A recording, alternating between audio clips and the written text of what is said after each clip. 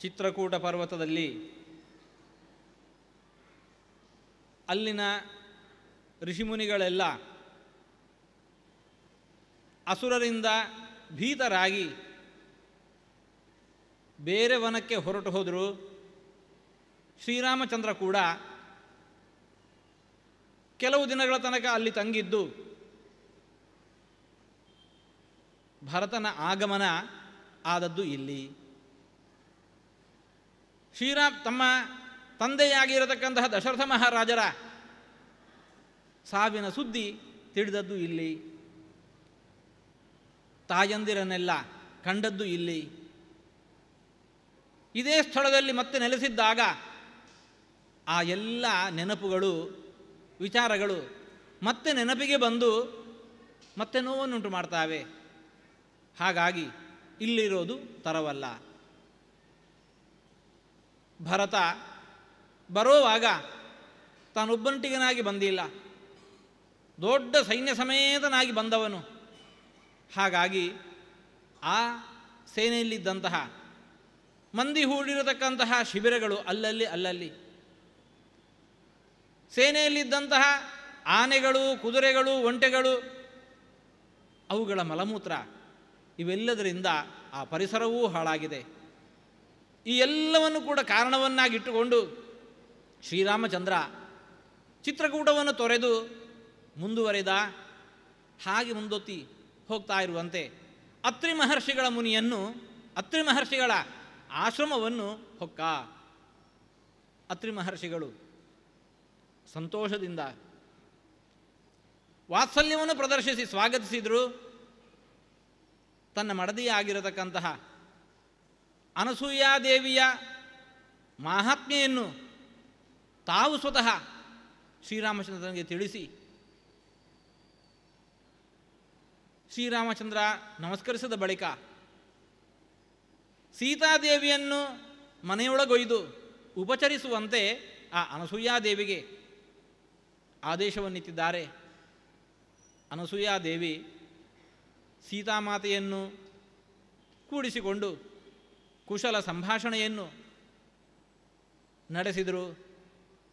ಸೀತಾದೇವಿ ತಾನೇನು ತನ್ನ ಪತಿಯ ಲೋಕದೃಷ್ಟಿಯಿಂದ ಶ್ರೀರಾಮಚಂದ್ರನಿಗೆ ಒದಗಿ ಬಂದಂತಹ ದುರವಸ್ಥೆ, ಲೋಕದೃಷ್ಟಿಯಿಂದ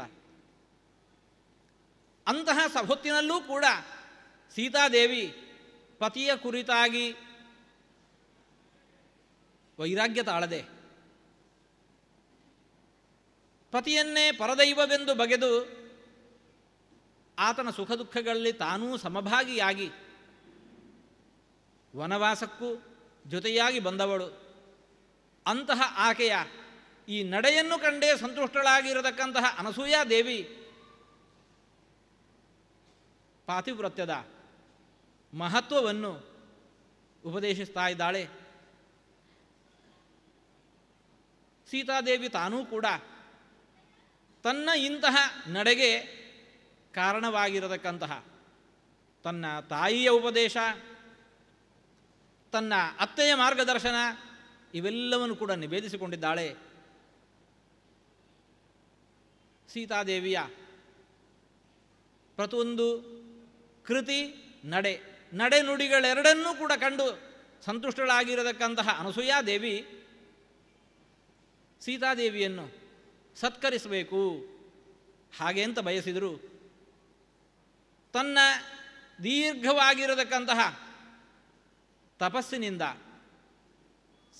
ತಾನು ಸಂಪಾದಿಸಿರತಕ್ಕಂತಹ ಪುಣ್ಯ ಏನಿದೆ, ಆ ಪುಣ್ಯದ ಬಲದಿಂದಾಗಿ ಅನೇಕ ಒಳ್ಳೆಯ ವಸ್ತ್ರ, ವಿಭೂಷಣ, ಅಂಗರಾಗ ಇವೆಲ್ಲವನ್ನು ಕೂಡ ಸೀತಾದೇವಿಗೆ ಸಮರ್ಪಣೆ ಮಾಡಿದ್ದಾರೆ. ಯಾಕೋಸ್ಕರ ಇದು ಅಂತ ಇದ್ದಾರೆ. ಇದಂ ದಿವ್ಯಂ ವರಂ ಮಾಲ್ಯಂ ವಸ್ತ್ರಂ ಆಭರಣಾನಿ ಚ.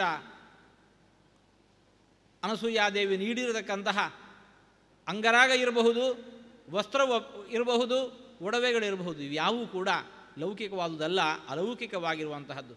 ದಿವ್ಯ ವಿಭೂಷಣಗಳಿವು, ದೇವಲೋಕದಲ್ಲಿ ಸಿಗುವಂತಹ ವಿಭೂಷಣಗಳು. ಮಯಾ ದತ್ತಮಿದಂ ಸೀತೆ ತವ ಗಾತ್ರಾಣಿ ಶೋಭಯೇತ್. ಇವೆಲ್ಲವನ್ನು ಕೂಡ ನೀನು ಧರಿಸಬೇಕು, ಆ ಚಂದವನ್ನು ನಾನು ಕಾಣಬೇಕು. ಸೀತಾದೇವಿ ಸಾಕ್ಷಾನ್ ಮಹಾಲಕ್ಷ್ಮಿ.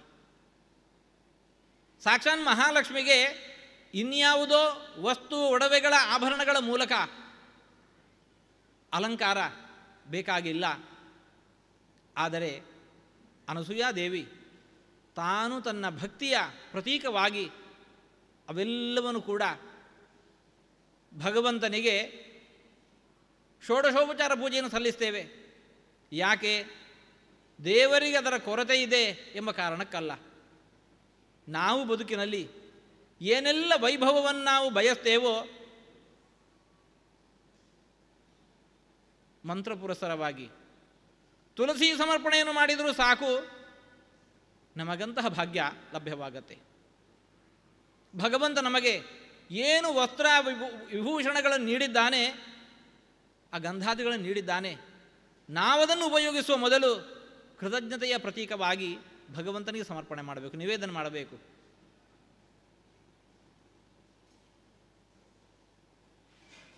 ಆ ಅನಸೂಯಾದೇವಿ ಈ ಹಿನ್ನೆಲೆಯಲ್ಲಿ ತಾನು ಸಂಪಾದಿಸಿ, ತಪಪ್ರಭಾವದಿಂದ ಸಂಪಾದಿಸಿ ಅದನ್ನು ಆ ಸೀತಾದೇವಿಗೆ ನೀಡ್ತಾ ಇದ್ದಾಳೆ. ಆ ಶೋಭೆಯನ್ನು, ಆ ಅಲಂಕಾರವನ್ನು ತಾನು ಕಂಡು ಆನಂದಿಸಬೇಕು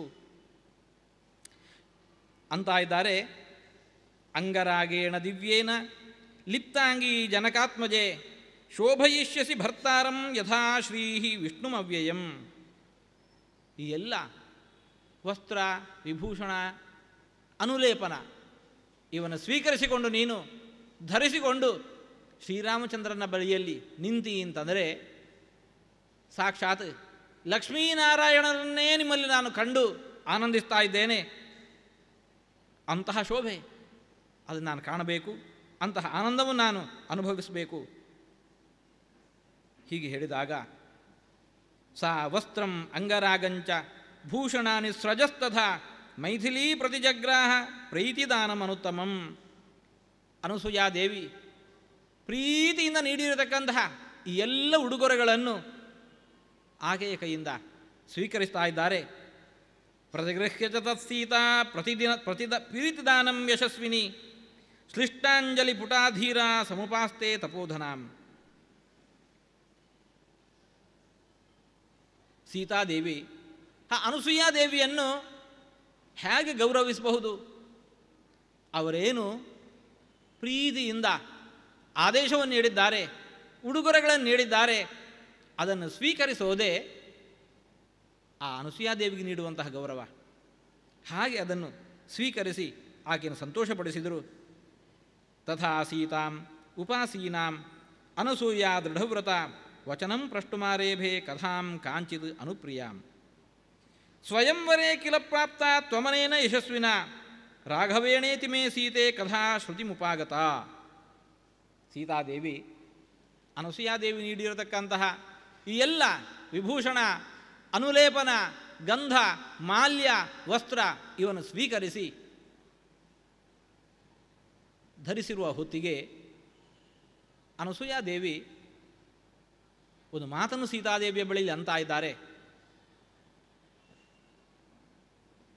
ಸ್ವಯಂವರದಲ್ಲಿ ನೀನು ಶ್ರೀರಾಘವನನ್ನು ವರಿಸಿದಿ ಎಂಬುದಾಗಿ ಕಥೆಯನ್ನು ಕೇಳಿದ್ದೇನೆ. ತಾಂ ಕಥಾಂ ಶ್ರೋತುಮಿಚ್ಛಾಮಿ ವಿಸ್ತರೇಣ ಚ ಮೈಥಿಲಿ ಯಥಾಭೂತಂಚ ಕಾರ್ಸ್ನೇನ ತನ್ಮೇ ತ್ವಂ ವಕ್ತುಮರ್ಹಸಿ. ಸ್ವಯಂವರದಲ್ಲಿ ಮಂಟಪದಲ್ಲಿ ಸೀತಾದೇವಿ ರಾಘವನ್ನು ವರಿಸಿದಳು ಅನ್ನೋ ಇಷ್ಟೇ ವಿಚಾರ ನನಗೆ ತಿಳಿದಿದೆಯೇ ಹೊರತು ಅದರ ವಿಸ್ತಾರವಾಗಿರತಕ್ಕಂತಹ ವಿಚಾರ ತಿಳಿದೇ ಇಲ್ಲ. ಅದನ್ನು ನಿನ್ನ ಮುಖದಿಂದಲೇ ಕೇಳಿ ತಿಳಿಯಬೇಕು ಅಂತ ಬಯಕೆಯಾಗಿದೆ. ನೀನು ಅದನ್ನು ಹೇಳಬೇಕು, ನಾನು ಅದನ್ನು ಕೇಳಬೇಕು. ಏವ ಮುಕ್ತಾತು ಸಾ ಸೀತಾ ತಾಪಸೀಂ ಧರ್ಮಚಾರಿಣೀಂ ಶ್ರೂಯತಾಮಿತಿ ಚೋಕ್ತ್ವಾ ವೈ ಕಥೆಯಾಮಾಸ ತಾಂ ಕಥಾಂ. ಸೀತಾದೇವಿಯ ಮುಖದಿಂದಲೇ ನಡೆದಿರುವ ಎಲ್ಲ ಘಟನೆಗಳನ್ನು ಕೇಳಿ ತಿಳ್ಕೊಳ್ಬೇಕು ಅನ್ನತಕ್ಕಂತಹ ಆಸಕ್ತಿಯಿಂದ ಅನಸೂಯಾದೇವಿ ಸೀತಾದೇವಿಯಲ್ಲಿ ತನ್ನ ಬಯಕೆಯನ್ನು ನಿವೇದಿಸಿಕೊಂಡಾಗ ಸೀತಾದೇವಿ ಅದನ್ನು ಹೇಳುವುದಕ್ಕೆ ಉದ್ಯುಕ್ತರಾಗಿದ್ದಾರೆ. ಹಾಗಾದರೆ ಕೇಳು ಅಂತ ಹೇಳಿಕೊಂಡು ಪ್ರಾರಂಭಿಸಿದ್ದಾರೆ. ತನ್ನ ಹುಟ್ಟನ್ನು ಪ್ರಾರಂಭಿಸಿಕೊಂಡು ಶ್ರೀರಾಮಚಂದ್ರನ ಜೊತೆಗೆ ನಡೆದ ಸ್ವಯಂವರದ ತನಕ ತನ್ನ ಬದುಕಿನ ಚರಿತೆಯನ್ನು ವಿವರಿಸ್ತಾ ಇದ್ದಾರೆ. ಮಿಥಿಲಾಧಿಪತಿರ್ವೀರೋ ಜನಕೋ ನಾಮ ಧರ್ಮವಿತ್ ಕ್ಷತ್ರಕರ್ಮಣಿ ಅಭಿರತಃ ನ್ಯಾಯತಃ ಶಾಸ್ತಿ ಮೇದಿನೀಂ.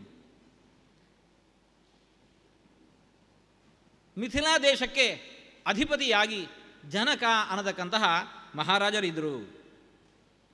ಒಳ್ಳೆಯ ಶಾಸ್ತ್ರಜ್ಞಾನವನ್ನು ಪಡೆದುಕೊಂಡಿರತಕ್ಕಂತಹ ವ್ಯಕ್ತಿ. ಕ್ಷತ್ರಧರ್ಮಕ್ಕನುಗುಣವಾಗಿ ಆ ಪೃಥಿವಿಯನ್ನು ಪಾಲನೆ ಮಾಡ್ತಾ ಇದ್ದರು. ನ್ಯಾಯತಃ ಶಾಸ್ತಿ ಮೇದಿನೀಂ, ನ್ಯಾಯ ನೀತಿಯನ್ನು ಅನುಸರಿಸಿಕೊಂಡು ಭೂಮಿಯನ್ನು ಪರಿಪಾಲಿಸ್ತಾ ಇದ್ದರು.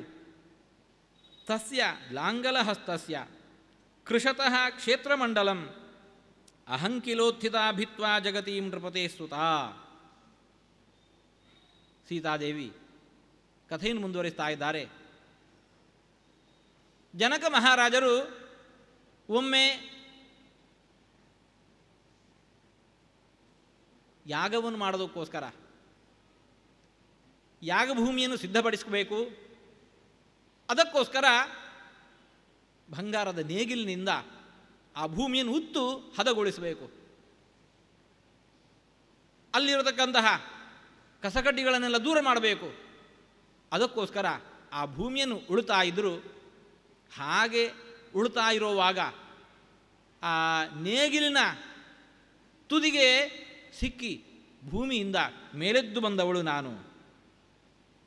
ಅಹಂಕಿಲೋತ್ಥಿತ ಭಿತ್ವಾ ಜಗತೀಂ ನೃಪತೆ ಸುತಾ.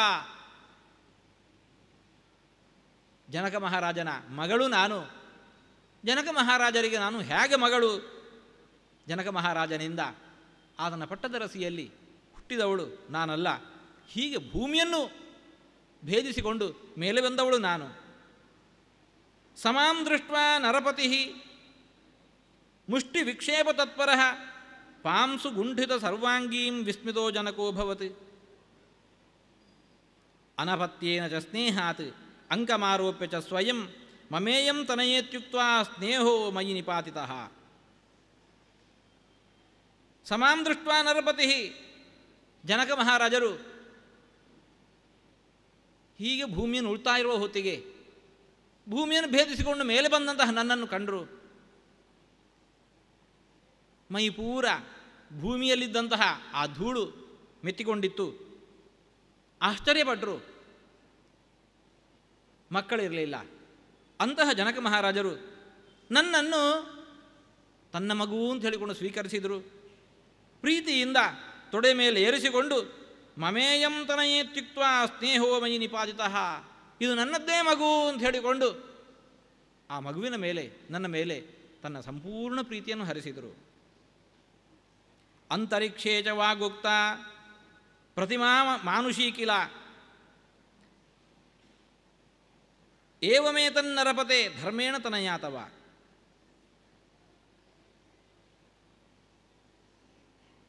ಆ ಹೊತ್ತಿಗೆ ಸರಿಯಾಗಿ ಅಂತರಿಕ್ಷದಿಂದ ಅಶರೀರವಾಣಿ ಕೇಳಿಸಿ ಬರ್ತಾ ಇದೆ. ಈ ಮಗುವನ್ನು ಸಾಮಾನ್ಯ ಮಗು ಎಂಬುದಾಗಿ ಭಾವಿಸಬೇಡ, ಮನುಷ್ಯರಂತೆ ಕಾಣ್ತಾ ಇದ್ದಾಳೆ. ಮಾನುಷ ಶರೀರವನ್ನು ಹೊತ್ತಿರತಕ್ಕಂತಹ ದೇವತೆಯೇ ಈಕೆ. ಧರ್ಮದ ದೃಷ್ಟಿಯಿಂದ ಗಮನಿಸಿದಾಗ ನಿನಗೆ ಈಕೆ ಮಗಳಾಗಿದ್ದಾಳೆ, ಅದನ್ನು ಹಾಗೆಯೇ ಸ್ವೀಕರಿಸು. ಈ ಮಾತನ್ನು ಕೇಳಿರತಕ್ಕಂತಹ ಜನಕ ಮಹಾರಾಜರು ತತಃ ಪ್ರಹೃಷ್ಟೋ ಧರ್ಮಾತ್ಮ ಪಿತಾಮೇ ಮಿಥಿಲಾಧಿಪ ಅವಾಪ್ತೋ ವಿಪುಲಾಂ ವೃದ್ಧಿಂ ಮಾಮವಾಪ್ಯ ನರಾಧಿಪ. ಈ ಮಾತನ್ನು ಕೇಳಿ ತನ್ನ ಸಂಕಲ್ಪಕ್ಕನುಗುಣವಾಗಿ ಅಶರೀರವಾಣಿ ದೇವವಾಣಿಯೂ ಕೂಡ ಮೊಳಗುತ್ತಾ ಇದೆ. ತನ್ನ ಬಯಕೆಯನ್ನು ದೇವತೆಗಳು ಕೂಡ ಅನುಮೋದಿಸಿದ್ದಾರೆ. ಹಾಗೂ ಈ ಮಗು ಇದು ಸಾಮಾನ್ಯವಾದುದಲ್ಲ ಅನ್ನೋದನ್ನು ತಿಳಿದುಕೊಂಡು ಅತ್ಯಂತ ಸಂತೋಷದಿಂದಾಗಿ ನನ್ನನ್ನು ಸ್ವೀಕರಿಸಿದ್ದಾನೆ. ಅಷ್ಟೇ ಅಲ್ಲ, ನನ್ನನ್ನು ಪಡೆದ ಬಳಿಕ ಜನಕ ಮಹಾರಾಜರಿಗೆ ಬದುಕಿನಲ್ಲಿ ಅತ್ಯಂತ ಸಮೃದ್ಧಿ ಅವರ ಬದುಕಿನಲ್ಲಿ ಕೂಡಿ ಬಂತು. ದತ್ತಾ ಚಾಸ್ಮಿ ಇಷ್ಟ ದೈವದೇವ್ಯೈ ಜ್ಯೇಷ್ಠಾಯೈ ಪುಣ್ಯಕರ್ಮಣೆ ತಯಾ ಸಂಭಾವಿತಾ ಚಾಸ್ಮಿ ಸ್ನಿಗ್ಧಯ ಮಾತೃಸೌಹೃದಾತ್. ಹಾಗೆ ಮಗುವನ್ನು ಸ್ವೀಕರಿಸಿರತಕ್ಕಂತಹ ನಮ್ಮಪ್ಪ ಆ ಜನಕ ಮಹಾರಾಜರು ನನ್ನನ್ನು ಮನೆಗೆ ತೆಗೆದುಕೊಂಡು ಹೋಗಿ ಪಟ್ಟದರಸಿಯ ಕೈಗೆ ನೀಡಿದ್ದಾರೆ. ಆಕೆಯಾದರೂ ಅದೇ ಪ್ರೀತಿಯಿಂದ ನನ್ನನ್ನು ಸ್ವೀಕರಿಸಿ ಸಂಪೂರ್ಣ ವಾತ್ಸಲ್ಯವನ್ನು, ತಾಯಿಯ ಮಮತೆಯನ್ನು ನನ್ನ ಮೇಲೆ ಹರಿಸಿದರು. ಪತಿಸಂಯೋಗ ಸುಲಭಂ ವಯೋ ದೃಷ್ಟ್ವಾ ತುಮೇ ಪಿತಾ ಚಿಂತಾಮಭ್ಯಗಮದ್ದೀನೋ ವಿತ್ತನಾಶಾದಿವಾಧನಃ. ಮಗು ಮನೆಯಲ್ಲಿ ಬೆಳೀತಾ ಇದೆ. ಹೆಣ್ಣು ಮಗು ಆಗಿದಂತಹ ನಾನು ವಿವಾಹಕ್ಕೆ ಯೋಗ್ಯವಾಗಿ ಇರತಕ್ಕಂತಹ ವಯಸ್ಸಿಗೆ ಬೆಳೆದು ನಿಂತೆ. ಆ ಹೊತ್ತಿಗೆ ಸಹಜವಾಗಿ ಜನಕ ಮಹಾರಾಜರಿಗೆ ಕರ್ತವ್ಯದ ಪ್ರಜ್ಞೆ ಜಾಗೃತವಾಯಿತು. ಮಗು ವಿವಾಹಕ್ಕೆ ಯೋಗ್ಯವಾಗಿರತಕ್ಕಂತಹ ವಯಸ್ಸನ್ನು ಪಡೆದಿದ್ದಾಳೆ, ವಿವಾಹ ಮಾಡಿ ಕೊಡಬೇಕಾಗಿದೆ. ಯಾರಿಗೆ ಮಾಡಿಕೊಡಲಿ? ಇಂಥ ಮಗುವನ್ನು ವರಿಸುವ ಆತ ಯಾರೋ ಸಾಮಾನ್ಯನಾಗಿದ್ದಿರಬಾರದು. ಅಂತಹ ವ್ಯಕ್ತಿಯನ್ನು ಹುಡುಕಿ ಈಕೆಯನ್ನು ವಿವಾಹ ಮಾಡಿಕೊಡಬೇಕಾಗಿದೆ. ಅಂತಹ ವ್ಯಕ್ತಿ ಯಾರಿದ್ದಾನೆ? ಸದೃಶಾಚ್ಚ ಅಪಕೃಷ್ಟಾಚ್ಚ ಲೋಕೆ ಕನ್ಯಾಪಿತಾ ಜನಾತ್ ಪ್ರದರ್ಶನಮವಾಪ್ನೋತಿ ಶಕ್ರೇಣಾಪಿ ಸಮೋಭವಿ. ಹೆಣ್ಣು ಮಗುವನ್ನು ಹೊಂದಿರತಕ್ಕಂತಹ ಆ ವ್ಯಕ್ತಿಗೆ ಸಹಜವಾಗಿ ಎಲ್ಲರಿಂದ ಭಯ. ಯಾರಾದರೂ ಬಂದು ರಾಜಕುವರಿಯನ್ನು ಹಾಗೆ ಎತ್ತಿಕೊಂಡು ಹೋದರೆ ಅಪಹರಿಸೋದು ಇದು ಅಲ್ಲಲ್ಲಿ ನಡೆಯುವಂತಹ ಪ್ರಕ್ರಿಯೆ. ಅದು ಅಂತ ಇದ್ದಾರೆ ಇಂದ್ರನಂತೆ ಬಲಿಷ್ಠನಾಗಿರತಕ್ಕಂತಹ ವ್ಯಕ್ತಿಯೇ ಆಗಿದ್ದಿರಬಹುದು. ಅಲ್ಲಿದ್ದಂತಹ ಕನ್ಯಾರತ್ನವನ್ನು ಅಪಹರಿಸುವ ಕಾರ್ಯವನ್ನು ಅವನಿಗಿಂತ ಬಲದಲ್ಲಿ ಜ್ಯೇಷ್ಠರಾದವರು ಮಾಡ್ತಾರೆ, ಕನಿಷ್ಠರಾದವರೂ ಮಾಡ್ತಾರೆ. ಹಾಗಾಗಿ ಇಂಥ ಮಗುವನ್ನು ರಕ್ಷಿಸಬೇಕು. ಯೋಗ್ಯನಾಗಿರತಕ್ಕಂತಹ ವ್ಯಕ್ತಿಗೇನೆ ಆಕೆಯನ್ನು ವಿವಾಹ ಮಾಡಿಕೊಡಬೇಕು. ಹಾಗೆ ಮಾಡೋಣ. ತಾಂ ಧರ್ಷಣಾಂ ಅದೂರಸ್ಥಾಂ ಸಂದೃಶ್ಯಾತ್ಮನಿ ಪಾರ್ಥಿವ ಚಿಂತಾರಣವಂ ಗತಃ ಪಾರಂ ನಾಸದ ಆಪ್ಲವೋ ಯಥಾ ನಾಸಸಾದ ಅಪ್ಲವೋ ಯಥಾ. ಈ ಚಿಂತೆ ಅಲ್ಪವಾದುದಲ್ಲ, ಇದು ದೊಡ್ಡ ಚಿಂತೆ.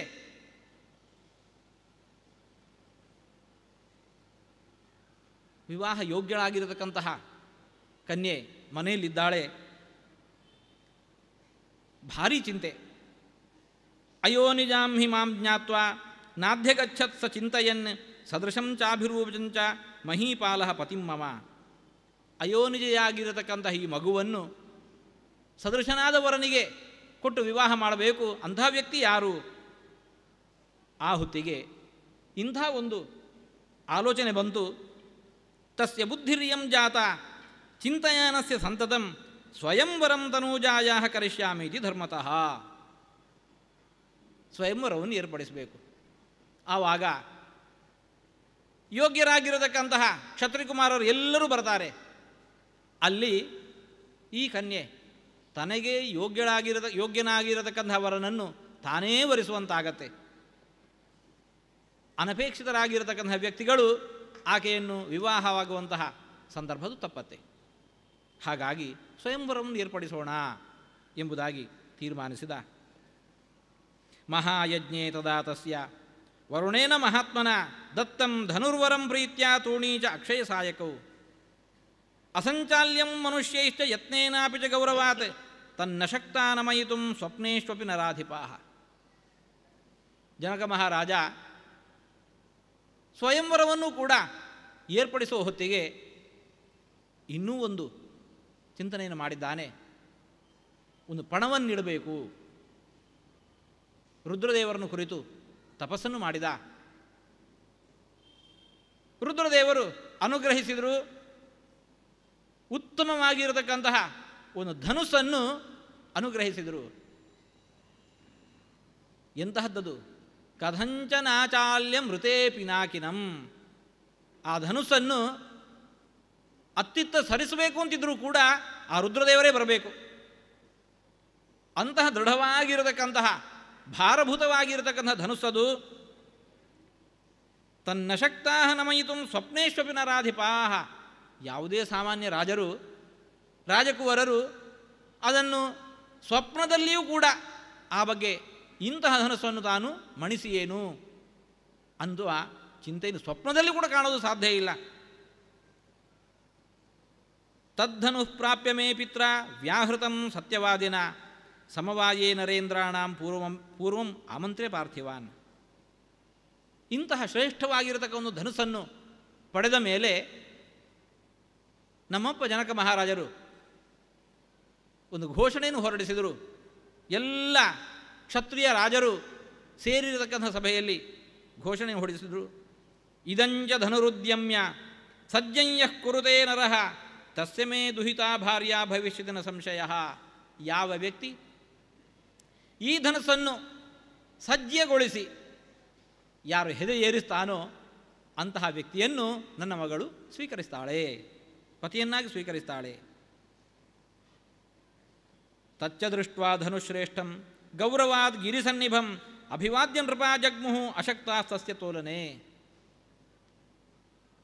ದಿನ ನಿಶ್ಚಯವಾಯಿತು ಸ್ವಯಂವರಕ್ಕೆ. ಎಲ್ಲ ಕಡೆಯಿಂದ ಕ್ಷತ್ರಿಯ ರಾಜಕುಮಾರರೆಲ್ಲರೂ ಕೂಡ ಬಂದರು. ಬಂದವರು ಅದೆಷ್ಟೋ ಮಂದಿ ಆ ಧನಸ್ಸನ್ನು ನೋಡಿದವರೇ ಅದರ ಬಳಿಗೂ ಸುಳಿದಿಲ್ಲ, ಆ ಧನುಸ್ಸಿನ ಬಳಿಗೂ ಸುಳಿದಿಲ್ಲ. ಯಾಕೆ? ಆ ಧನುಸ್ಸಿನ ಸಾಮರ್ಥ್ಯ ಅಂತಹದ್ದು ಅನ್ನತಕ್ಕಂತಹದ್ದು ಬರೀ ನೋಟದಿಂದಲೇ ತಿಳಿತಾ ಇದೆ. ಸಮಸ್ಯೆ ಬರೋದು ರುದ್ರದೇವರನ್ನು ಹೊರತುಪಡಿಸಿ ಆ ಧನುಸ್ಸನ್ನು ಯಾರು ಅತ್ತಿತ್ತ ಅಲುಗಾಡಿಸೋದು ಸಾಧ್ಯ ಇಲ್ಲ ಅಂತಂದ ಮೇಲೆ ಅದನ್ನು ಆ ಕಡೆ ಈ ಕಡೆ ಒಯ್ಯೋದಾದರೂ ಹೇಗೆ? ಯಾವ ರುದ್ರದೇವರು ತಮ್ಮ ಧನುಸ್ಸನ್ನು ಜನಕ ಮಹಾರಾಜನಿಗೆ ನೀಡಿದರೋ ಆ ಹೊತ್ತಿಗೆ ಅದಕ್ಕೆ ಯೋಗ್ಯವಾಗಿರತಕ್ಕಂಥ ವರವನ್ನು ನೀಡಿದರು. ಜನಕ ಮಹಾರಾಜ, ನಿನ್ನ ಸೇವಕರು ಅದನ್ನಿಟ್ಟಿರತಕ್ಕಂತಹ ಆ ಧನುಸ್ಸಿನ ರಥ ಏನಿದೆ, ಗಾಡಿ ಏನಿದೆ, ಅನಸಾ ಸಹೈವ ಕೃಷಂತಿ ಕೃಚ್ಛ್ರತಃ. ಯಾವ ಗಾಡಿ ಮೇಲೆ ಇಟ್ಟಿದ್ದೇನಲ್ಲ ಆ ಗಾಡಿಯ ಸಮೇತವಾಗಿ ನಿನ್ನ ಸೇವಕರು ಬಹಳ ಕಷ್ಟದಿಂದ ಅತ್ತಿತ್ತ ತೆಗೆದುಕೊಂಡು ಹೋಗ್ತಾರೆ. ಅದೂ ಸುಲಭದಿಂದಲ್ಲ, ಕೃಚ್ಛ್ರತಃ ಕಷ್ಟದಿಂದ. ಅದು ಬಿಟ್ಟು ಇನ್ನೊಬ್ಬರು ಯಾರು ಕೂಡ ಅದನ್ನು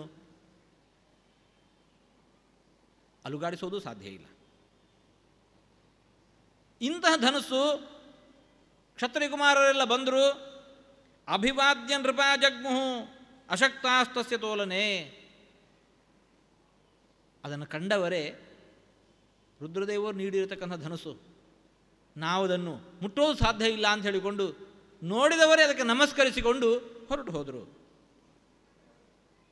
ಸುದೀರ್ಘಸ್ಯತು ಕಾಲಸ್ಯ ರಾಘವೋಯಂ ಮಹಾದ್ಯುತಿ ವಿಶ್ವಾಮಿತ್ರೇಣ ಸಹಿತೋ ಯಜ್ಞಂ ದ್ರಷ್ಟುಂ ಸಮಾಗತಃ.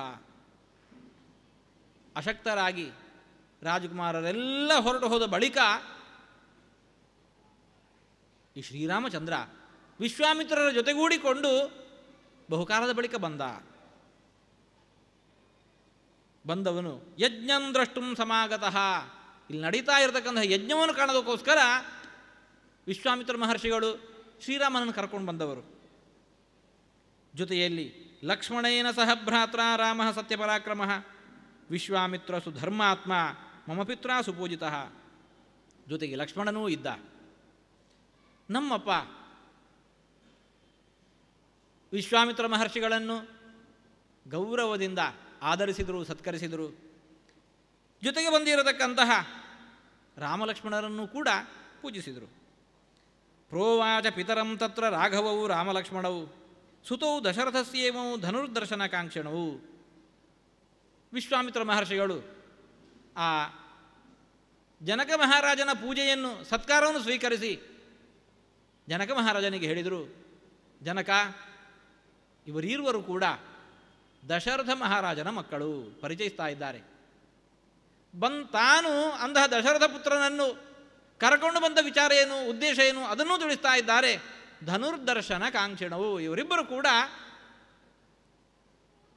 ನೀನು ಪಣಕ್ಕಿಟ್ಟಿರತಕ್ಕಂತಹ ಧನುಸ್ಸು ಏನಿದೆ ಆ ಧನುಸ್ಸನ್ನು ನೋಡಬೇಕು ಅಂತ ಬಂದಿದ್ದಾರೆ. ಧನುರ್ದರ್ಶಯ ರಾಮಾಯ ರಾಜಪುತ್ರಾಯ ದೈವಿಕಂ ಇತ್ಯುಕ್ತಸ್ತೇನ ವಿಪ್ರೇಣ ತದ್ಧನು ಸಮುಪಾನಯತ್. ಆ ಧನುಸ್ಸನ್ನು ತೋರಿಸು, ಶ್ರೀರಾಮಚಂದ್ರನಿಗೆ ಆ ಧನುಸ್ಸನ್ನು ತೋರಿಸು ಹೀಗೆ ಅಂತ ಹೇಳಿಕೊಂಡು ಆ ವಿಶ್ವಾಮಿತ್ರ ಮಹರ್ಷಿಗಳು ಜನಕ ಮಹಾರಾಜನಿಗೆ ಆದೇಶ ನೀಡಿದಾಗ ಅಲೌಕಿಕವಾಗಿರತಕ್ಕಂತಹ ಆ ಧನುಸ್ಸನ್ನು ನಮ್ಮಪ್ಪ ಜನಕ ಮಹಾರಾಜರು ಅನಸಾ ಸಹೈವ ಗಾಡಿಯ ಸಮೇತ ಅವಾಗ ಅದನ್ನು ತರಿಸಿದ್ರು. ತದ್ಧನುರ್ದರ್ಶಯಾಮಾಸ ರಾಜಪುತ್ರಾಯ ದೈವಿಕಂ ನಿಮೇಷಾಂತರ ಮಾತ್ರೇಣ ತದಾನಮ್ಯ ಮಹಾಬಲಃ ಜ್ಯಾಂ ಸಮಾರೋಪ್ಯ ಝಟಿತಿ ಪೂರಯಾಮಾಸ ವೀರ್ಯವಾನ್. ಕ್ಷತ್ರಿಯ ವೀರರು ಅನಿಸಿಕೊಂಡವರು ಯಾವ ಧನುಸ್ಸನ್ನು ಅಲುಗಾಡಿಸೋದು ಸಾಧ್ಯ ಇರಲಿಲ್ಲವೋ, ಯಾವ ಧನುಸ್ಸನ್ನು ಮಹಾಪರಾಕ್ರಮಿ ಅನಿಸಿರತಕ್ಕಂತಹ ರಾವಣನೂ ಕೂಡ ಸ್ವಯಂವರದ ಘೋಷಣೆಯನ್ನು ಕೇಳಿಕೊಂಡು ಬಂದವನು ಈ ಧನುಸ್ಸನ್ನು ಹೆದೆಯೇರಿಸಬೇಕು ಅಂತ ಹೇಳಿ ಪ್ರಯತ್ನಪಟ್ಟು ಅದರಿಂದಲೇ ಮರಳಿ ಹೊಡೆತ ತಿಂದು ಕೆಳಗೆ ಬಿದ್ದು ಬಿಟ್ಟಿದ್ದ, ಮೂರ್ಛಿತನಾಗಿ ಕೆಳಗೆ ಬಿದ್ದಿದ್ದ. ಧನುಸ್ಸಿನ ಸಾಮರ್ಥ್ಯ ಅಂತಹದ್ದು.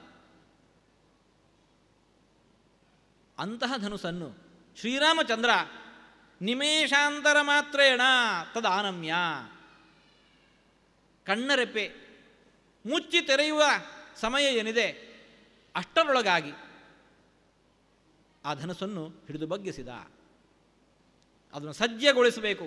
ಜ್ಯಾ ಅಂತ ಹೇಳಿದರೆ ಆ ಧನುಸ್ಸಿನ ಹಗ್ಗ ಏನಿರುತ್ತೆ ಅದನ್ನು ಜ್ಯಾ ಅಂತ ಕರೀತಾರೆ.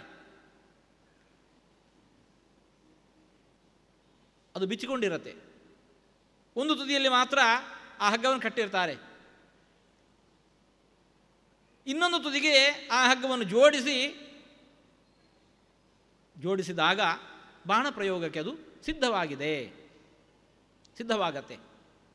ಹಾಗೆ ಹಗ್ಗವನ್ನು ಜೋಡಿಸಬೇಕು ಅಂತಿದ್ರೆ ಆ ಬಿಲ್ಲನ್ನು ಹಿಡಿದು ಬಗ್ಗಿಸಬೇಕು ಅಂತಿದ್ರೆ ಅಂತಹ ಸಾಮರ್ಥ್ಯ ಆ ವ್ಯಕ್ತಿಯಲ್ಲಿ ಇರಬೇಕು. ರಾವಣನಂತಹ ಮಹಾಪರಾಕ್ರಮಿಗಳು ಕೂಡ ಯಾವ ಧನುಸ್ಸನ್ನು ಅಲುಗಾಡಿಸೋದು ಸಾಧ್ಯವಾಗದೆ ಹೊರಟು ಹೋದರು. ಅದರಿಂದ ಏಟು ತಿಂದು ಮೂರ್ಛಿತರಾಗಿ ಕೆಳಗೆ ಬಿದ್ದು ಹೊರಟು ಹೋದರು. ಶ್ರೀರಾಮಚಂದ್ರ ಅಂತಹ ಧನುಸ್ಸನ್ನು ಕಣ್ಣರೆಪ್ಪೆಯನ್ನು ಮುಚ್ಚಿ ತೆರೆಯುವುದರ ಒಳಗಾಗಿ ಅತಿ ಸುಲಭದಲ್ಲಿ ಅದನ್ನು ಬಾಗಿಸಿದ. ಅಷ್ಟೇ ಅಲ್ಲ, ಝಟಿತಿ ಪೂರಯಾಮಾಸ ವೀರ್ಯವಾನ್, ಆ ಹಗ್ಗವನ್ನು ಜೋಡಿಸಿಬಿಟ್ಟ. ಜ್ಯಾಂ ಸಮಾರೋಪ್ಯ ಝಟಿತಿ ಪೂರಯಾಮಾಸ ವೀರ್ಯವಾನ್. ಏನಾಯಿತು? ತೇನ ಆಪೂರಯತಾ ವೇಗಾತ್ ಮಧ್ಯೆ ಭಗ್ನಂ ದ್ವಿಧಾಧನು.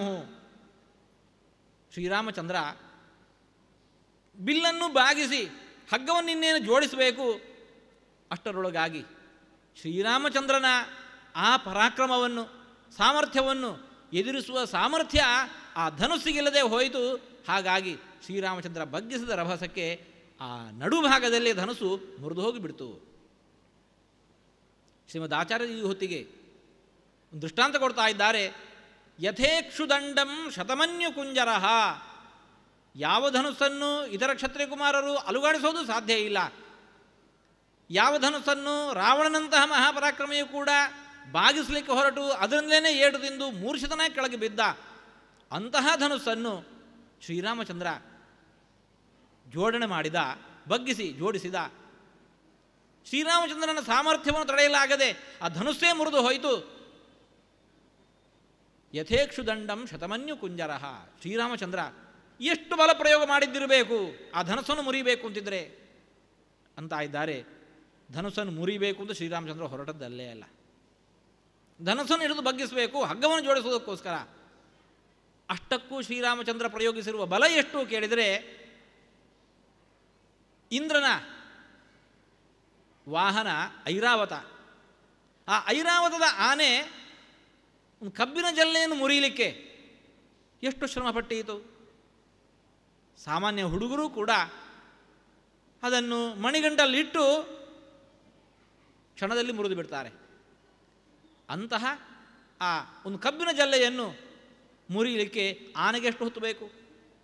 ಅದರಲ್ಲೂ ದಿಗ್ಗಜವಾಗಿರತಕ್ಕಂತಹ ಐರಾವತದ ಆನೆ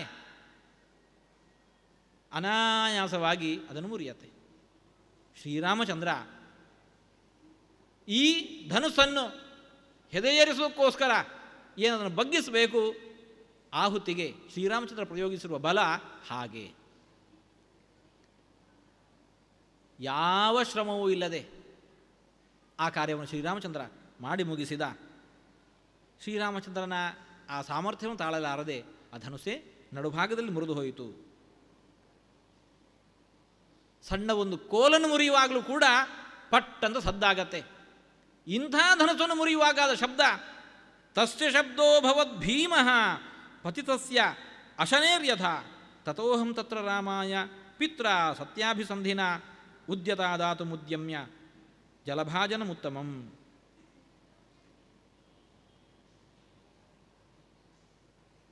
ಸಣ್ಣ ಕೋಲು ಮುರಿಯುವಾಗ ಪಟ್ಟದ ಸದ್ದಾಗತ್ತೆ. ಇಂಥ ಧನಸ್ಸನ್ನು ಮುರಿಯುವಾಗಾದ ಸದ್ದು ಏನು? ಮಹಾನ್ ಶಬ್ದ, ದೊಡ್ಡ ಸದ್ದಾಯಿತು. ಹೇಗೆ? ಪತಿತಸ್ಯ ಅಶನೇರ್ಯಥ. ಮಳೆಗಾಲದಲ್ಲಿ ಪ್ರಾರಂಭದಲ್ಲಿ ಭಾರೀ ಗುಡುಗುಳು ಸಿಡಿಲು, ಆ ಸಿಡಿಲು ಬಡಿಯುವ ಸದ್ದು ಹೇಗಿರತ್ತೋ ಹಾಗೆ ಸದ್ದು ಆ ಧನಸ್ಸನ್ನು ಮುರಿಯುವಾಗ ಆಗುಹೋಯಿತು. ನಾನಲ್ಲಿ ನಿಂತಿದ್ದೆ, ಇದನ್ನು ನಾನು ಕಂಡೆ. ಸಂತೋಷದಿಂದ ನಾನು ಹಾರವನ್ನು ತಗೊಂಡು ಹೋಗಿ ಶ್ರೀರಾಮಚಂದ್ರನ ಕಂಠದಲ್ಲಿಟ್ಟು ಪಕ್ಕದಲ್ಲಿ ನಿಂತುಕೊಂಡೆ.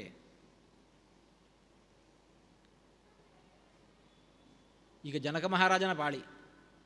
ಯಾವ ವ್ಯಕ್ತಿ ಈ ಧನಸ್ಸನ್ನು ಹೆದೆಯೇರಿಸ್ತಾನೋ ನನ್ನ ಮಗಳನ್ನು ಕೊಟ್ಟು ವಿವಾಹ ಮಾಡ್ತೇನೆ ಅಂತ ಹೇಳಿಕೊಂಡು ಮಾತು ಕೊಟ್ಟಿದ್ದ, ಅದನ್ನು ನಡೆಸಿಕೊಡಬೇಕು. ಅದಕ್ಕೋಸ್ಕರ ನಮ್ಮಪ್ಪ ಮುಂದಾದ. ನನ್ನ ಪಾಣಿಗ್ರಹಣವನ್ನು ಮಾಡಿಸಬೇಕು ಅಂತ ಹೇಳಿಕೊಂಡು ಜಲಭಾಜನವನ್ನು ಹಿಡ್ಕೊಂಡು ಮುಂದೆ ಬಂದಾಗ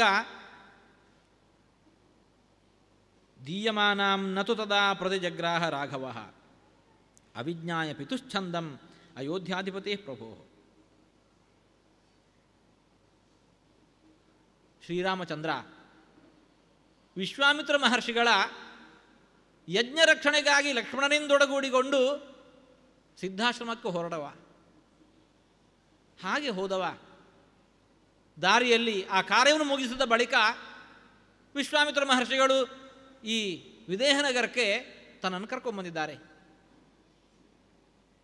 ಇಲ್ಲಿ ನಡೆಯುವಂತಹ ಈ ಎಲ್ಲ ಘಟನೆಗಳು ನಮ್ಮಪ್ಪನಿಗೆ ತಿಳಿದಿಲ್ಲ. ನಮ್ಮಪ್ಪನಿಗೆ ತಿಳಿಯದಂತೆ ನಾನೊಬ್ಬ ಕನ್ಯೆಯನ್ನು ವಿವಾಹವಾಗೋದು ಅದು ಉಚಿತವಲ್ಲ. ಹೀಗೆ ಅಂತ ನಿಶ್ಚಯಿಸಿಕೊಂಡಂತಹ ಶ್ರೀರಾಮಚಂದ್ರ ಆ ಕೂಡಲೇ ಇಲ್ಲಿ ನಡೆದ ಘಟನೆಯೆಲ್ಲವನ್ನೂ ಕೂಡ ತಮ್ಮಪ್ಪನಿಗೆ ವಿವರಿಸಿ ಸುದ್ದಿಯನ್ನು ಮುಟ್ಟಿಸಿದ್ದಾನೆ. ನಮ್ಮಪ್ಪನ ಅನುಮತಿಯನ್ನು ಪಡೆದು ವಿವಾಹವನ್ನು ಮಾಡ್ಕೋಬೇಕು ಹೀಗೆ ಅಂತ ಹೇಳಿಕೊಂಡು ನಿಶ್ಚಯಿಸಿಕೊಂಡಿದ್ದಾನೆ. ತತಃ ಶ್ವಶುರ ಮಾಮಂತ್ರ್ಯ ವೃದ್ಧಂ ದಶರಥಂ ನೃಪಂ ಮಮ ಪಿತ್ರಾತ್ವಹಂ ದತ್ತ ರಾಮಾಯ ವಿದಿತಾತ್ಮನೇ. ನಮ್ಮಪ್ಪ ಆ ಹೊತ್ತಿಗೆ ಶ್ರೀರಾಮಚಂದ್ರನ ಮನದಿಂಗಿತವನ್ನರಿತು ದಶರಥ ಮಹಾರಾಜನನ್ನು ಕರೆತರಿಸುವಂತಹ ಎಲ್ಲ ವ್ಯವಸ್ಥೆಯನ್ನು ಮಾಡಿದ. ಯಾವಾಗ ಶ್ರೀರಾಮಚಂದ್ರ ತಂದೆ ದಶರಥ ಮಹಾರಾಜರು ಅಯೋಧ್ಯಾಧಿಪತಿ ಇಲ್ಲಿ ಬಂದರೂ ಮಮ ಪಿತ್ರಾತ್ವಹಂ ದತ್ತ ರಾಮಾಯ ವಿದಿತಾತ್ಮನೇ, ನಮ್ಮಪ್ಪ ನನ್ನನ್ನು ಆ ಶ್ರೀರಾಮಚಂದ್ರನಿಗೆ ವಿವಾಹ ಮಾಡಿಕೊಟ್ಟಿದ್ದಾನೆ. ಮಮ ಚೈವಾನುಜಾ ಸಾಧ್ವಿ ಊರ್ಮಿಳಾ ಶುಭದರ್ಶನ ಭಾರ್ಯಾರ್ಥೆ ಲಕ್ಷ್ಮಣಸ್ಯಾಪಿ ದತ್ತ ಪಿತ್ರ ಮಮ ಸ್ವಯಂ. ನನ್ನ ಅನುಜೆ ಊರ್ಮಿಳಾ ಇದ್ಲು, ಸರ್ವಲಕ್ಷಣ ಸಂಪನ್ನೆಯಾಗಿರುವವಳು. ಆಕೆಯನ್ನು ಕೂಡ ಲಕ್ಷ್ಮಣನಿಗೆ ವಿವಾಹ ಮಾಡಿಕೊಟ್ಟಿದ್ದಾರೆ ನಮ್ಮಪ್ಪ. ಅನಸೂಯಾದೇವಿ ಆ ಸೀತಾದೇವಿಯಲ್ಲಿ ಆಕೆಯ ವಿವಾಹದ ವೃತ್ತಾಂತವನ್ನು ತಿಳಿಸಬೇಕು, ವಿಸ್ತಾರವಾಗಿ ತಿಳಿಸಬೇಕು ಅಂತ ಹೇಳಿದಾಗ ಸೀತಾದೇವಿ ಈ ರೀತಿಯಾಗಿ ತನ್ನ ವಿವಾಹದ ಘಟನೆಯೆಲ್ಲವನ್ನು ಕೂಡ ತಿಳಿಸಿ, ಏವಂ ದತ್ತಾಸ್ಮಿ ರಾಮಾಯ ತಥಾ ತಸ್ಮಿನ್ ಸ್ವಯಂವರೇ, ಈ ರೀತಿಯಾಗಿ ಶ್ರೀರಾಮಚಂದ್ರನಿಗೆ ನಮ್ಮಪ್ಪ ನನ್ನನ್ನು ಕೊಟ್ಟು ವಿವಾಹ ಮಾಡಿದ್ದಾನೆ. ಇಂತಹ ಶ್ರೀರಾಮಚಂದ್ರನ ಗುಣಗಾನವನ್ನು ಸೀತಾದೇವಿ ತಾನು ಸ್ವತಃ ಮಾಡಿದ್ಲು ಅನಸೂಯಾದೇವಿಯ ಮುಂದೆ.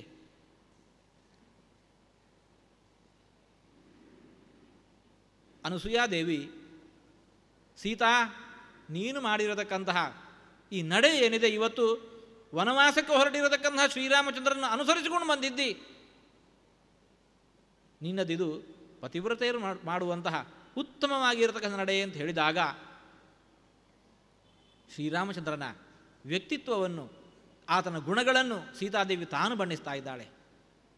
ಲೋಕದಲ್ಲಿ ಸಾಮಾನ್ಯ ಒಬ್ಬ ವ್ಯಕ್ತಿಯನ್ನು ಕೂಡ ಪತಿವ್ರತೆಯಾಗಿರತಕ್ಕಂತಹ ಒಬ್ಬ ಮಡದಿ ಸ್ತ್ರೀ ಸುಖ ದುಃಖಗಳಲ್ಲಿ ಸಮಭಾಗಿಯಾಗಿ ಅನುಸರಿಸ್ತಾ ಇರ್ತಾಳೆ.